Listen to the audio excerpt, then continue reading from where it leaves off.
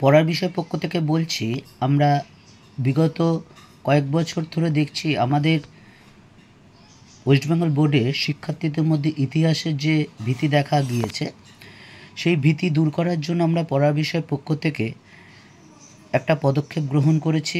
দীর্ঘ 23-24 বছরের অভিজ্ঞতায় যতটুকু অর্জন করতে পেরেছি সেটা দিয়ে আমরা চেষ্টা করছি যে আমাদের শিক্ষার্থীদের মধ্যে যাতে ইতিহাস ভীতি দূর হয়। তার ফলে তারা 11-12-11 এসে ইতিহাস নিচ্ছে না, যারা আর্টস নিয়ে পড়ছে, কিন্তু পরবর্তীকালে দেখা গেছে কলেজে গিয়ে কিন্তু অনেকাংশে ইতিহাস নিতে বাধ্য হচ্ছে, যার ফলে কিন্তু তারা বেশ কিছু সমস্যার সম্মুখীন হচ্ছে। তাই আমরা পড়ার বিষয় পক্ষ থেকে এই ক্লাস 10-এর শিক্ষার্থীদের ইতিহাস ভীতি দূর করার জন্য একটা বিশেষ পদক্ষেপ নিয়েছি। এই পদক্ষেপ কেমন হয়েছে বা আমরা বিন্দুমাত্র সাফল্য অর্জন করতে পেরেছি কি না, সেই অভিমত কিন্তু তোমাদের কমেন্টেই আমরা বুঝতে পারবো। ইতিহাস সাবজেক্টটা এমন কিছু নয়, এর জন্য ভালো নাম্বার জন্য পরিকল্পনা দরকার। আমরা আমাদের চ্যানেলের মাধ্যমে 2017 থেকে এই বিষয়ে শুরু হয়েছে এরকম কোশ্চেন সিলেবাস, আমরা 24 সাল পর্যন্ত সেগুলো আলোচনা করেছি।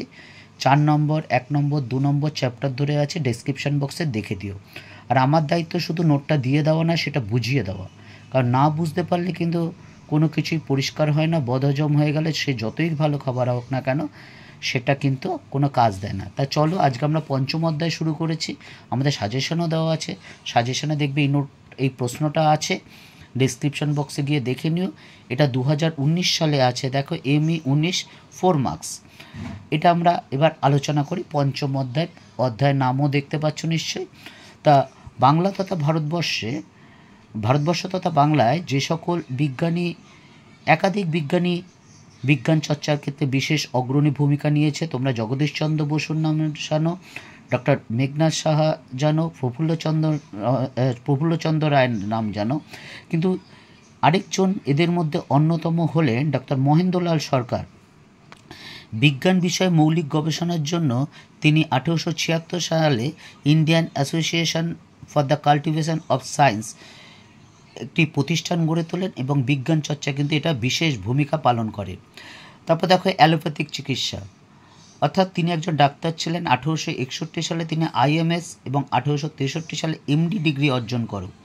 বুঝতেই পারছো, 1863 সালের MD ডিগ্রি, আজকের MD ডিগ্রি অনেক দাম, তাহলে 1863 সালের ডিগ্রির যে কত দাম বুঝতেই পারছো।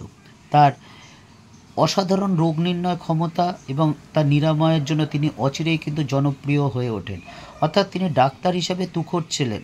তিনি রোগীকে দেখে বা রোগীর পরীক্ষা নিরীক্ষা করে কিন্তু সহজেই বুঝতে পারতেন সে কী রোগ হয়েছে, এবং তিনি যে ওষুধপত্র দিতেন তার ফলে কিন্তু রোগী খুব শীঘ্রই সুস্থ হয়ে ওঠে। কিন্তু দেখা গেল জীবনের প্রথম দিকে তিনি অ্যালোপ্যাথিক চিকিৎসা করলেও পরবর্তীকালে বিভিন্ন ব্যক্তিত্বের উদ্যোগে, এই সকল ব্যক্তিত্বের মধ্যে অন্যতম হলো রাজেন্দ্রলাল দত্ত, ঈশ্বরচন্দ্র বিদ্যাসাগর, এদের প্রেরণা তিনি হোমিওপ্যাথিক চিকিৎসা শুরু করেন এবং এক্ষেত্রেও তিনি বিশ্বের অন্যতম হোমিওপ্যাথি চিকিৎসক হিসাবে কিন্তু প্রতিষ্ঠিত হন। তারপর দেখো IACS প্রতিষ্ঠা, বৈজ্ঞানিক সংগঠন হিসাবে তিনি বিশেষ খ্যাতি অর্জন করেন। আমরা আগেই বলেছি 1876 সালে তিনি Indian association for the cultivation of science প্রতিষ্ঠা করেন এবং এই প্রতিষ্ঠার প্রধান উদ্দেশ্য ছিল পদার্থ ও রসায়ন বিজ্ঞানের বিভিন্ন শাখার মৌলিক গবেষণা, যাতে বিজ্ঞান চর্চা আরও উন্নততর হতে পারে। গবেষণাপত্র প্রকাশ, মহেন্দ্রলাল সরকারের উদ্যোগে প্রতিষ্ঠিত IACS তার নিজস্ব পত্রিকা প্রকাশ করে, অর্থাৎ বিজ্ঞান চর্চার ক্ষেত্রে কিন্তু এই পত্রিকাটা বিশেষ উল্লেখযোগ্য ভূমিকা গ্রহণ করে। তৎকালীন দিনে যে মানুষের বিজ্ঞান সচেতনতা জাগরণে এই পত্রিকাটা কিন্তু বিশেষ উল্লেখযোগ্য ভূমিকা গ্রহণ করেছিল। বিজ্ঞান গবেষণা ও আবিষ্কার, দেখো মহেন্দ্রলাল সরকার প্রতিষ্ঠিত যে IACS প্রতিষ্ঠা করেছিলেন এবং এইখানে যারা গবেষণা করেছিলেন তাদের মধ্যে অন্যতম হলো, দেখো নামগুলো দেখো, জগদীশচন্দ্র বসু, চন্দ্রশেখর, ভেঙ্কটরামন, মেঘনাথ সাহা, প্রমুখ বিজ্ঞানীরা কিন্তু এখানে গবেষণা করেছেন এবং এখানেই গবেষণা করে চন্দ্রশেখর ভেঙ্কটরামন 1930 সালে রমন এফেক্ট আবিষ্কার করে পদার্থবিজ্ঞানে নোবেল পুরস্কার লাভ করেন। অর্থাৎ বুঝতেই পারছো কতটা ইউনিক ছিল এই সংগঠন। অর্থাৎ এই যে তিনি প্রতিষ্ঠা করেছিলেন এই সংগঠনটা কতটা দৃঢ় ছিল, Indian association for the cultivation of সায়েন্সটা। নারী শিক্ষার উৎসাহ দান। মহেন্দ্রলাল সরকার বুঝতে পেরেছিলেন যে নারী শিক্ষা যদি উৎসাহিত করা না যায়, নারীরা যদি শিক্ষিত না হয়, নারীরা যদি সচেতন না হয়, নারীরা যদি বৈজ্ঞানিক সচেতনতা বৃদ্ধি না ঘটে, তাহলে কিন্তু পরিবারে সম্ভব নয়। পরিবারে সম্ভব না হলে সমাজে সম্ভব না, সমাজে সম্ভব না হলে রাষ্ট্রে সম্ভব না, অর্থাৎ দেশের অগ্রগতি বাধাস্বরূপ। তাই তিনি নারীদের শিক্ষা বিস্তারের জন্য বা বৈজ্ঞানিক সচেতনতা বৃদ্ধির জন্য তিনি কিন্তু বিশেষ চেষ্টা করেছিলেন। তাহলে আমরা কি দেখতে পারলাম? আমরা এবার কনক্লুশন করি।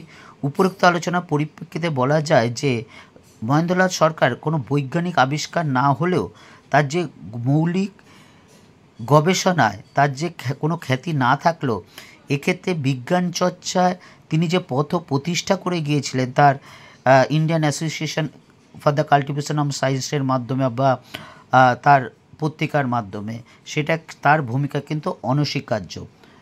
পড়ার বিষয় পক্ষ থেকে এইটুকুই। তোমরা যদি এর মাধ্যমে উপকৃত হও অবশ্যই জানিও। আবার বলছি, যদি ভালো লেগে অবশ্যই লাইক করো বা কমেন্ট করো। আমাদের উদ্দেশ্য হচ্ছে তোমাদের পরিকল্পনা মাফিক একটা জিনিস মনে রাখবে, 36 নম্বর অবজেক্টিভে আছে। আমরা অবজেক্টিভ দিয়ে দিয়েছি ইতিমধ্যে 5ম অধ্যায় পর্যন্ত এবং 2 নম্বরও দিয়ে দিয়েছি, 58 নম্বর আছে। এইখানে কিন্তু তোমাদের ভালো নাম্বার তুলতেই হবে। আর আমরা যে সাজেশন দেখব অবশ্যই কমন পাবে, এটা বলতে পারি। দীর্ঘ 23-24 বছর অভিজ্ঞতার পরিপ্রেক্ষিতে কিন্তু বলছি বাবা। কাজেই এটা মনে রেখো, তোমরা যদি আমার কথা শুনে চলো এবং পরিশ্রম করো তাহলে কিন্তু অবশ্যই ইতিহাসে 70-এর উপরে অবশ্যই পাবে। পড়া বিষয়ের পক্ষ থেকে এইটুকুই। তোমাদের জীবনের প্রথম বাইরের পরীক্ষার জন্য অগ্রিম শুভেচ্ছা রইল।